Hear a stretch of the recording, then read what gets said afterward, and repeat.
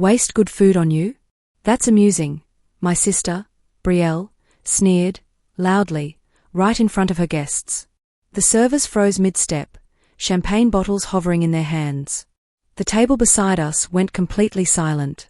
Even the string quartet in the corner seemed to pause for half a beat.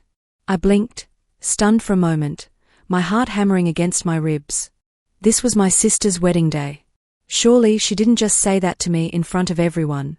Surely our parents would step in, smooth things over, tell her she was being ridiculous. But they didn't.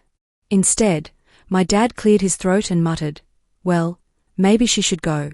This is Betrayal's day, after all." My mom nodded quickly, avoiding my eyes. "It's probably for the best, Casey. You know how weddings get." And just like that, every bruise from every year of being treated like the family's leftover hit me at once. Every dismissive comment. Every time my achievements were brushed aside. Every moment I was expected to smile and play nice, while being treated like an inconvenience. The elegant ballroom of the Grandview estate suddenly felt suffocating. Crystal chandeliers glittered overhead, white roses cascaded from every table, and guests in designer dresses whispered behind their hands. This was supposed to be a celebration. Instead, it was just another reminder of where I stood in this family. At the bottom. I looked down at the elegant gift bag in my hands, the one containing something worth more than every present on that gift table combined. Something that could have saved them all. Then I looked back up at Betrayal in her $1,000 wedding gown, at my parents in their expensive formal wear, at all the relatives who had watched me get dismissed without saying a single word in my defense. "All right," I said slowly, my voice steady despite the rage building inside me. "I'll go." I picked up my gift bag and held it tightly against my chest. Then I smiled, calm, controlled, and completely genuine. "But just know this, you'll all regret it." I didn't raise my voice. I didn't cry. I didn't beg or make a scene. Because I already knew something they didn't. Something big. Something that was about to turn this perfect wedding into a disaster they'd never forget. Betrayal's face twisted with irritation. "Oh, please. Always so dramatic, Casey. Just leave already." My younger brother, Liam, snickered from his seat at the head table, not even bothering to hide his amusement. He was 22 and still lived in our parents' basement, but somehow, I was the family failure. I turned and walked toward the exit, my heels clicking against the marble floor. Behind me, I could hear the murmurs starting up again, the wedding resuming as if I'd never been there at all. They had no idea. None of them had any idea who I really was, what I'd been doing for the past 2 years, or what was about to happen in the next few hours. And when it all came crashing down, I'd be long gone. I'm Casey Rivera, and I'm the middle child, the invisible one, the one everyone assumed would never amount to much. At least, that's what my family liked to tell anyone who'd listen. My older sister, Betrayal, was the golden child. Perfect grades, perfect smile, perfect everything. She'd been homecoming queen, prom queen, and had dated the captain of every sports team our high school had to offer. Now, at 28, she was marrying Cole Brennan, a guy who claimed to be a tech entrepreneur with a startup that was about to blow up. My younger brother, Liam, was supposedly the genius of the family. He'd gotten a scholarship to Northwestern, though he'd dropped out after 1 semester. Now he spent his days playing Call of Duty and talking about investment opportunities he never actually pursued. But according to my parents, he was destined for greatness. And me? I was the helper. The errand runner. The one who fixed problems quietly and got zero credit for any of it. What my family didn't know was that for the past 2 years, I hadn't been doing random freelance work like they assumed. I had built a consulting agency from scratch. Rivera Business Solutions specialized in restructuring failing small companies, restaurants, boutiques, family-owned shops that were drowning in debt and didn't know how to save themselves.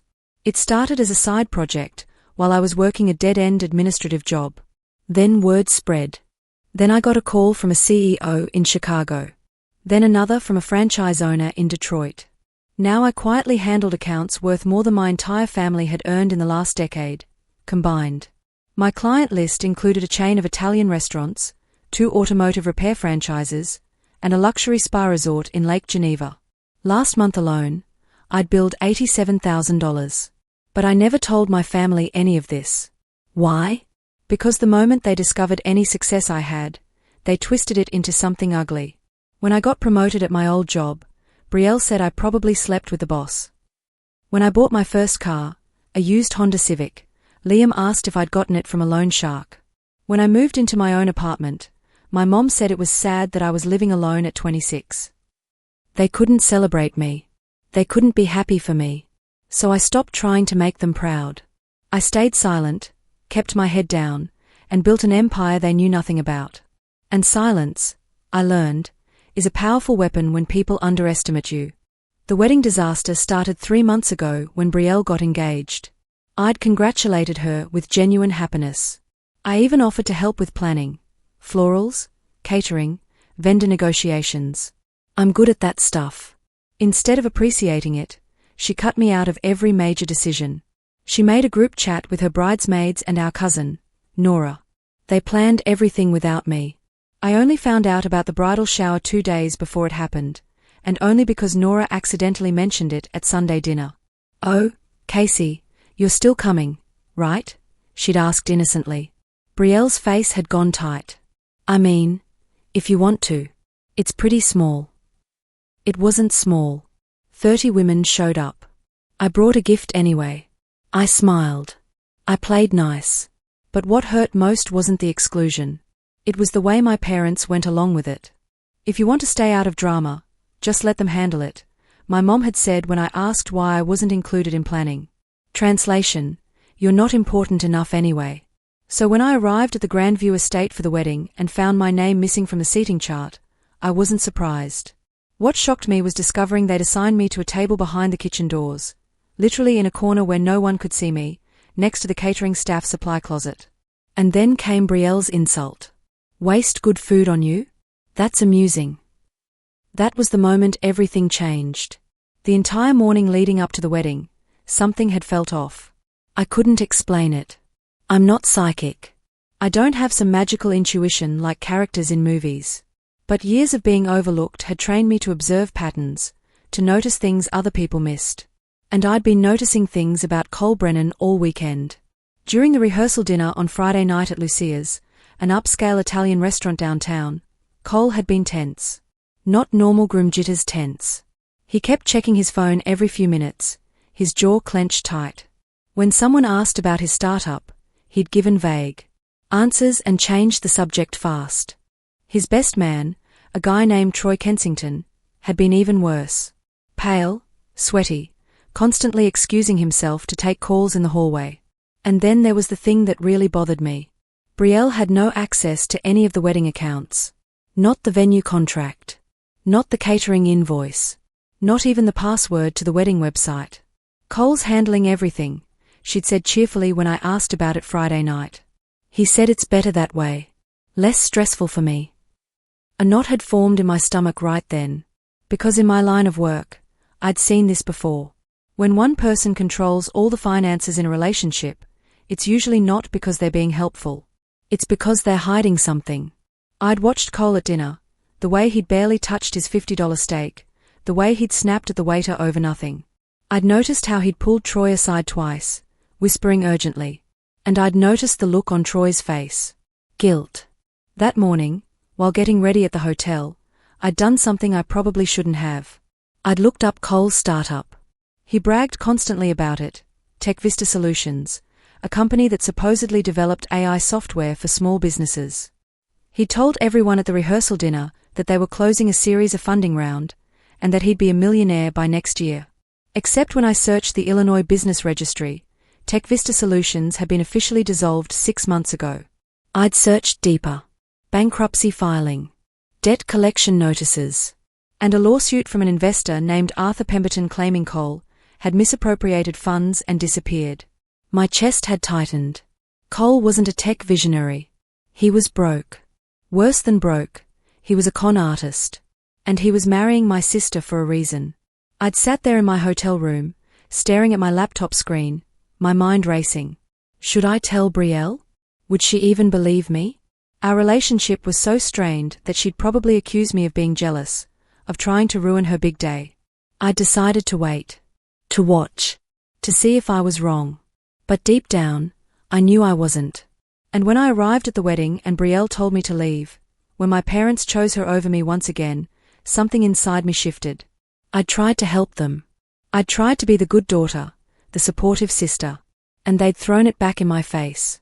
So I walked out of that ballroom with my gift in hand, got into my Lexus, the one I'd paid cash for 3 months ago, and sat in the parking lot, engine running. I could leave. Drive away. Never look back. Or I could stay. I could wait and watch everything I suspected come true. I checked my phone. 2:47 p.m. The ceremony had just started. I made my decision. I turned off the engine, leaned back in my seat, and waited. Because something told me this wedding wasn't going to end the way anyone expected. The gift bag sitting in my passenger seat wasn't filled with silverware or a check for $200. It contained something worth $120,000. A full business turnaround contract for Blossoms and Threads, the boutique my parents had owned for 15 years. They loved that store.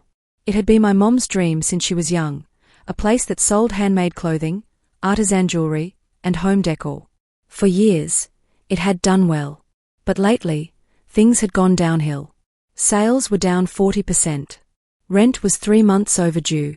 Suppliers were threatening to stop deliveries. Credit cards were maxed out. My parents pretended everything was fine, but I knew better. I knew because 6 months ago, their landlord, a man named Lawrence Finch, had called me. "Casey, I hate to bother you, but your parents are about to be evicted," he'd said.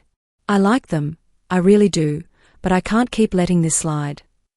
I'd negotiated with him. Quietly. Anonymously. I'd convinced him to give them more time, and in exchange, I'd personally covered 2 months of their rent from my own accounts. $8,000 total. They never knew. Then I'd done an audit of their business, secretly, using publicly available data and some information I'd gathered during Sunday dinners when they complained about inventory issues and slow months. The problems were fixable. Poor inventory management. No online presence. Terrible marketing. Outdated bookkeeping. I could turn Blossoms and Threads around in 6 months, maybe less. So I'd drawn up a contract. A formal proposal outlining everything I'd do, restructure their inventory, build them a website, create a social media strategy, negotiate with suppliers, and refinance their debt. My fee? I'd waive it entirely. As a gift. The value of my services? $120,000, based on what I charged other clients. I'd planned to give it to them at the wedding as a surprise, a way to show them I wasn't the failure they thought I was. But they'd told me to leave. So now, that contract was sitting in my car, and Blossoms and Threads was 2 weeks away from closing forever. I pulled out my phone and opened my email. There was a message from Lawrence Finch, time-stamped an hour ago. "Casey, I'm sorry, but I can't wait any longer. If your parents don't pay by Monday, I'm filing eviction paperwork. I've been more than patient." I stared at the message for a long moment. Then I typed back. "Understood. Do what you need to do." I hit send. They'd made their choice. Now they'd live with the consequences. I was about to pull out of the parking lot when I saw someone walking toward my car. Troy Kensington, the best man. He looked panicked, his tie loosened, his face pale and sweaty. I rolled down my window. "Are you Casey?" he asked, slightly out of breath. "Brielle's sister." I nodded slowly. "Yeah. Why?" He glanced back at the venue, then leaned closer, lowering his voice. "You need to know something." My pulse quickened. "Know what?" Troy swallowed hard. "Cole isn't who he says he is." "I know," I said calmly. His eyes widened. "You know?" "I know he's broke. I know his company went under. I know he's being sued." Troy looked like he might pass out. "Then you know why he's marrying her," he whispered. My stomach dropped. "Tell me." He hesitated, then said quietly, "Brielle has $80,000 in a savings account. Inheritance from your grandmother, right?" I nodded. We'd all gotten money when our grandmother passed 2 years ago. I'd invested mine. Liam had blown his on a truck he wrecked 6 months later. Brielle had saved hers. "Cole's planning to transfer it into a joint account tonight," Troy said. "He told me last week." He needs it to pay off a private loan. If he doesn't pay by Monday, some very dangerous people are coming after him.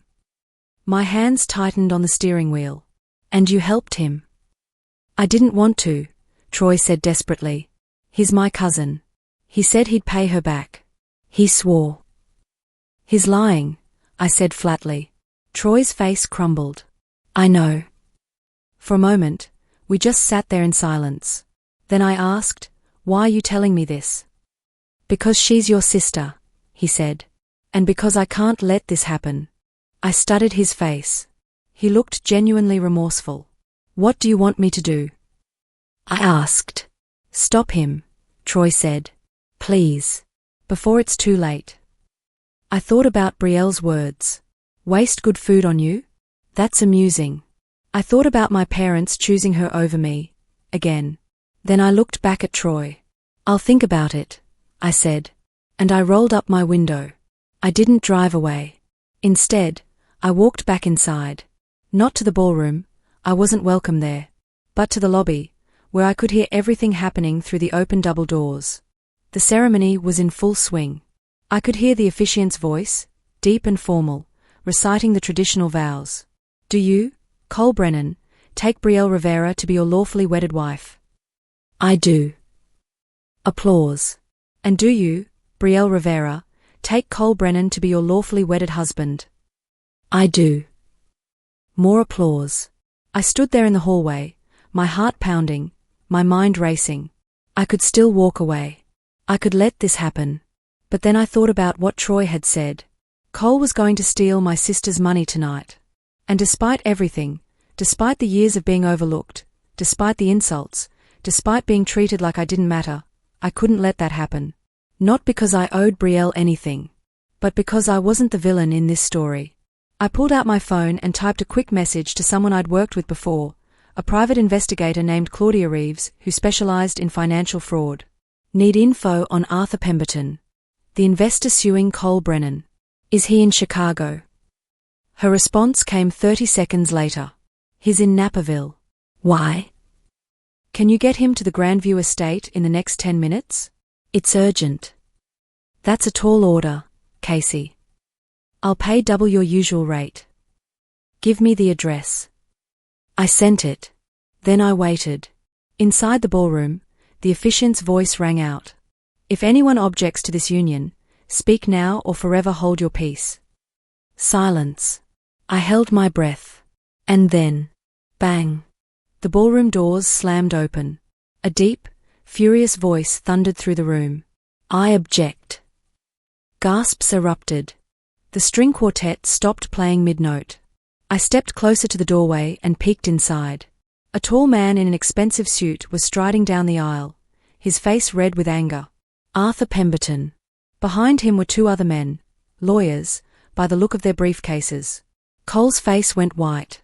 What is this? Brielle asked, confused. Arthur stopped right in front of the altar. This man, he said, pointing at Cole, is a fraud. A thief. And he owes me $300,000. The entire room erupted into chaos. Guests started whispering frantically. My mother gasped. My father stood up, shouting, What is going on? Brielle turned to Cole, her face pale. Cole? What is he talking about? Cole stammered, I don't know this man. Liar.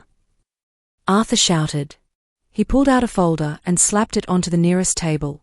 I have bank statements, emails, legal documents proving you stole investor funds and shut down your company to avoid paying us back. Brielle's hands started shaking. Cole, is this true? Before Cole could answer, Troy stepped forward. His voice cracked as he said, It's true. Everyone turned to stare at him. I'm sorry, Brielle, Troy continued, tears in his eyes. He's been lying to you. He's broke. He's in debt.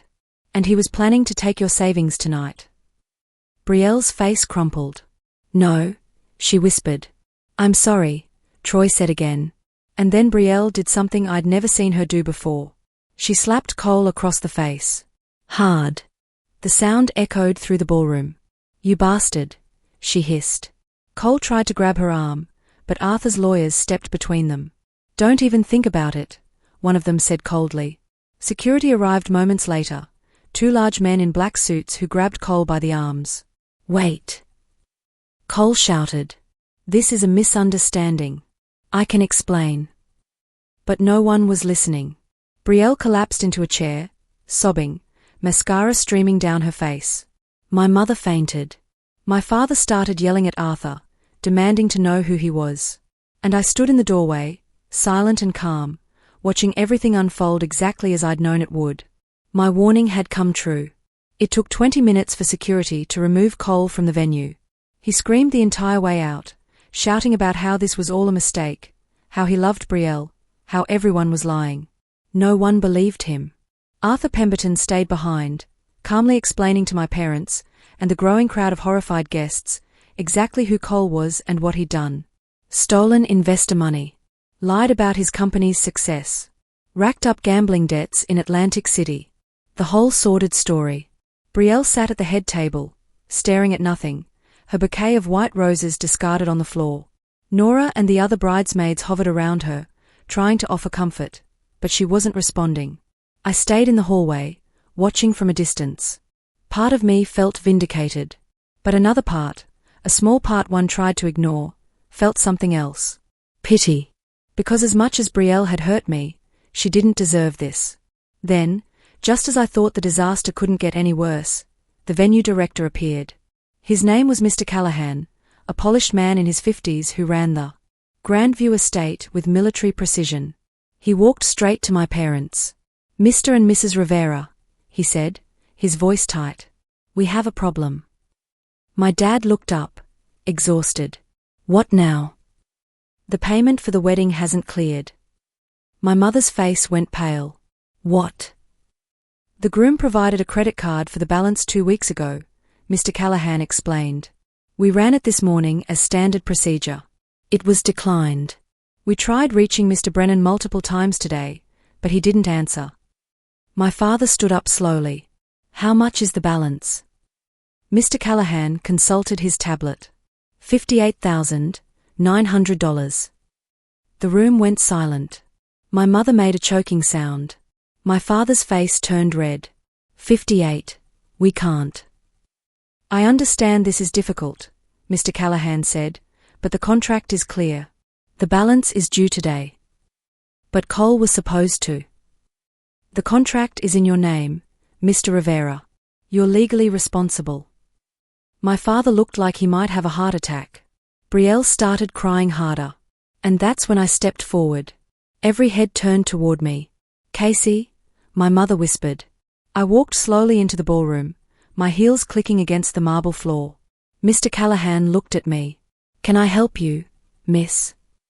"I can pay the bill," I said calmly. My parents stared at me like I'd grown a second head. "You?" my father said. "How?" I smiled. "I have the money." For the first time in my life, I watched my entire family realize they had no idea who I really was. My mother's mouth opened and closed like a fish. Liam stood up from his seat. "Wait, what?" "I can pay the entire balance right now," I continued. "But I'm not going to." My father's face went from hopeful to furious in half a second. "What?" "I would have paid," I said quietly. "And I would have saved your boutique, too. But you told me to leave. You chose Brielle over me. Again." My mother's eyes filled with tears. "Casey, please." "I brought a gift today," I interrupted. "A contract worth $120,000. A full business plan to save blossoms and threads from closing." My parents went silent. "Your rent is overdue. Your landlord is filing eviction papers on Monday. Your suppliers are cutting you off. You have 2 weeks before you lose everything." My mother started crying. "I could have fixed all of it," I said. "But instead of treating me like family, you treated me like garbage." I turned to Mr. Callahan and handed him a business card. "If they can't pay, contact me. I'll make sure you get what you're owed." Then I turned and walked toward the exit. Behind me, my father shouted, "Casey, wait." But I didn't stop. I didn't look back. I walked out of the Grandview estate, got into my car, and drove away. And for the first time in my life, I felt free. The next morning, my phone started buzzing at 7 a.m. Messages, calls, voicemails. My mother, Casey, please call me. We need to talk. My father, this is ridiculous. You're being childish. Liam, dude, what the hell happened yesterday? Nora, are you okay? Everyone's asking about you. Brielle, nothing. I ignored them all. Instead, I made myself coffee, sat on my apartment balcony overlooking Lake Michigan, and opened my laptop. I had work to do. By noon, my phone rang again. This time, it was Lawrence Finch. Casey, he said gently, I just want to confirm, you're sure about this? Positive. Your parents are going to lose the store. I know. He sighed. All right. I'll file the paperwork tomorrow. Thank you, Lawrence. I hung up. An hour later, my mother called. This time, I answered. Casey, she sobbed. Please, you have to help us. Why? I asked calmly. Because we're your family. Family doesn't treat each other the way you've treated me. We didn't mean. Yes, you did, I interrupted. You've spent my entire life making me feel small, unimportant, invisible. And yesterday, when I tried to help, you told me to leave. We made a mistake. You've been making mistakes for 26 years, Mom. I'm done forgiving you. Silence. Then, quietly, what do you want from us? Nothing, I said. I don't want anything from you anymore. And I hung up. By the end of the week, the fallout was complete. Cole was arrested for fraud. Brielle moved back in with our parents, humiliated and heartbroken. The wedding venue sued my parents for the unpaid balance. Blossoms and Threads officially closed. And me? I got a call from a potential client in Nashville, a restaurant chain looking to expand into the Midwest. The contract was worth $240,000. I accepted. A month later, I ran into Nora at a coffee shop in Lincoln Park. She looked uncomfortable when she saw me. Casey, she said quietly. How are you? Great, actually. She hesitated, then said, I'm sorry. For everything. We should have stood up for you. I nodded. Yeah, you should have. Brielle's not doing well, Nora added. She's been asking about you. That's not my problem. Nora looked sad. She really does regret what she said. Good, I said simply. Because that's what I'd promised them. You'll all regret it. And they did. Every single one of them. I finished my coffee, said goodbye to Nora, and walked out into the Chicago sunlight. For the first time in my life, I wasn't the overlooked middle child. I wasn't the helper. I wasn't invisible. I was Casey Rivera. And I had finally learned the most important lesson of all. The people who underestimate you are the ones who deserve to be left behind.